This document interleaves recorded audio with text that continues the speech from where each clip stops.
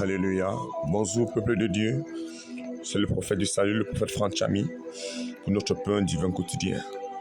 Alors, avant de dévoiler le thème de ce matin, baisse juste ta tête et prions. Seigneur, je te bénis parce que tu es Dieu. Merci pour mon frère, merci pour ma soeur que tu as disposé sous l'écho de ma voix en ce moment. Je prie, Éternel des armées, que ta parole, oh Dieu, ne sorte pas et revienne sans accomplir, sans exécuter ta volonté dans la vie de mon frère et de ma soeur ce matin au nom de Jésus-Christ. Père, je prie afin que tu me remplisses davantage. Je prie, Éternel des armées, afin que tu fasses taire ma chair. Que le moi se taise, Seigneur, et que toi, tu parles dedans de moi encore ce matin, au nom de Jésus. Merci, Yahweh, parce que tu le fais. Que la gloire et l'honneur te reviennent, au nom précieux de Jésus-Christ de Nazareth. Amen. Alors, mon frère, ma soeur, comme je disais, le thème de mon message est tiré d'Hébreux, chapitre 4, le verset 12. N'est-ce pas? C'est tout simplement la parole vivante et efficace. La parole de Dieu, elle est vivante et elle est efficace. Alléluia. La parole vivante et efficace. Hébreux 4, verset 12.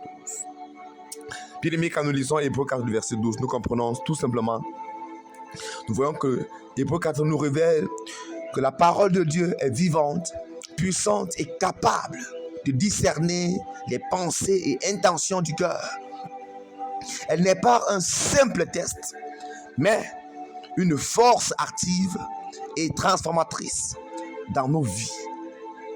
Alors voici donc je veux nous amener, bien-aimés, dans un enseignement pratique basé sur cette vérité fondamentale de la parole.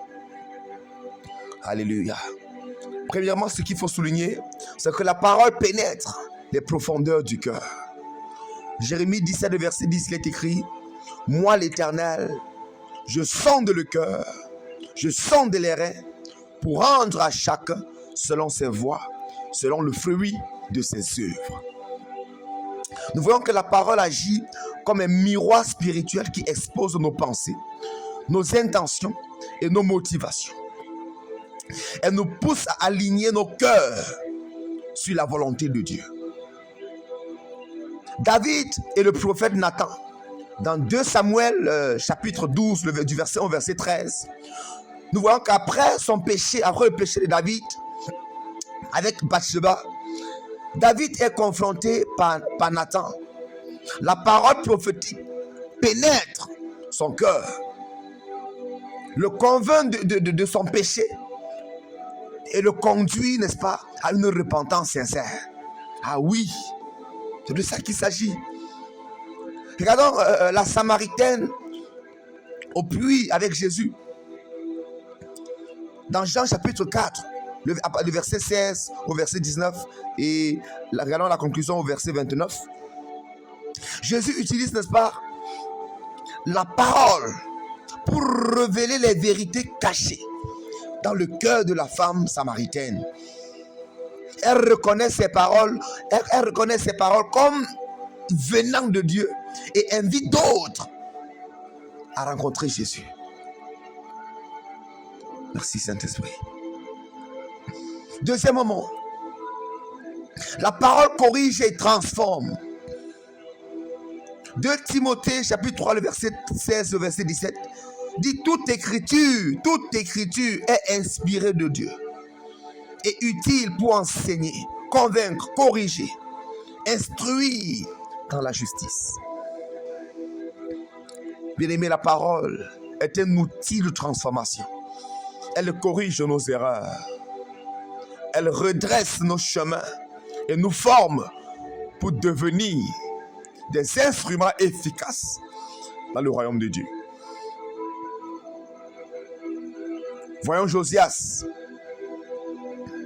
et la découverte, n'est-ce pas, de la loi. Dans 2 Rois 22, à partir du verset 28 au verset 13. À partir du verset 8 au verset 13. Pardon.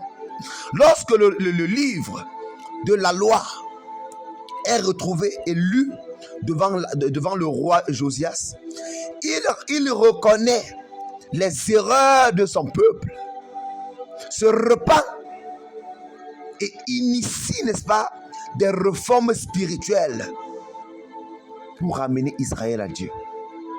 Ah oui, c'est ce que la parole peut faire. Quand je vais plus loin, je vois Pierre, après n'est-ce pas, le règnement Dans Luc chapitre 22, du verset 61 au verset 62, et aussi dans Jean 21, du verset 15 au verset 19. Nous voyons que après avoir, n'est-ce pas, régné Jésus, Pierre, je l'avais dit qu'il devait régner 3 fois, Pierre, n'est-ce pas, est restauré par les paroles de Christ. Ces paroles le corrigent et le transforment en un leader courageux et fidèle. Alléluia.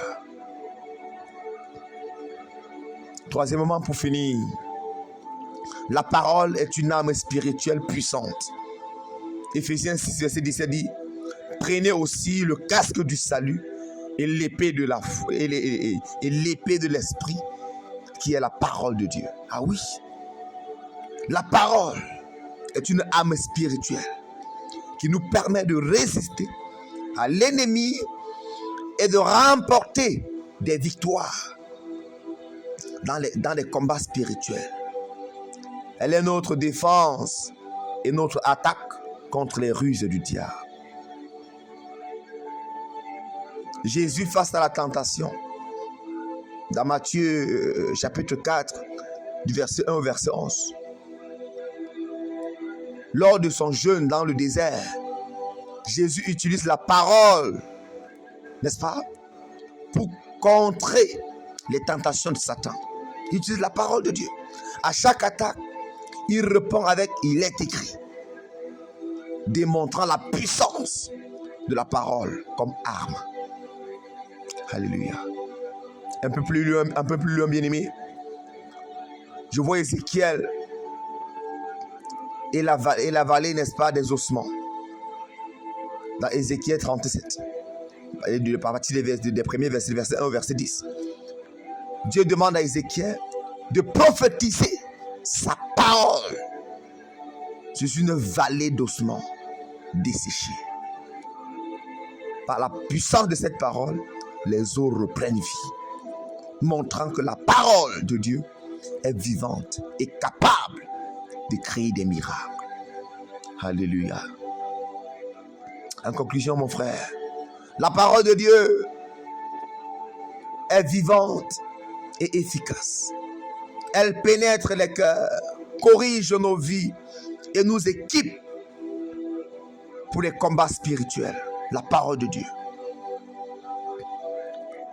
En utilisant la parole comme un guide, un miroir et une arme, nous pouvons vivre une vie transformée et victorieuse.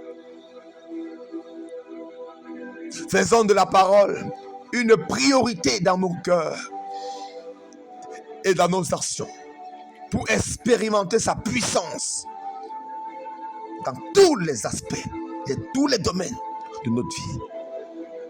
Méditons la parole, mangeons la parole de Dieu quotidiennement.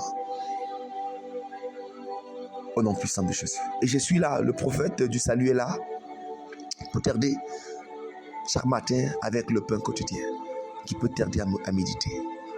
Alléluia. Par ce pain divin quotidien, tu peux méditer et entrer dans les profondeurs de la parole. Médite la parole de Dieu. Développe ton intimité avec Dieu. C'est ça la vie éternelle. Je me rappelle quand Jésus définissait la vie éternelle dans Jean chapitre 17, le verset 3. Il dit: oh, la vie éternelle, c'est qu'ils te connaissent. C'est qu'ils te connaissent, toi, le seul vrai Dieu, et Jésus-Christ que tu as envoyé. Ah oui? Ah oui. Voilà comment la vie éternelle est définie dans Jean. C'est ça la vie éternelle. La vie éternelle, c'est que tu connaisses Dieu. C'est que tu as une relation intime. Et parce que je préfère dire quelque chose, c'est que quand la Bible parle de connaître, nous constatons que partout où la Bible utilise le verbe connaître dans la Bible, c'est dans le sens de l'intimité. La Bible déclare que Elkana a connu Anne et Anne tomba enceinte.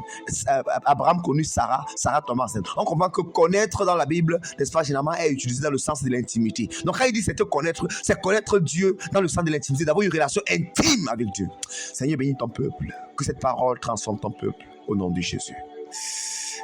Amen.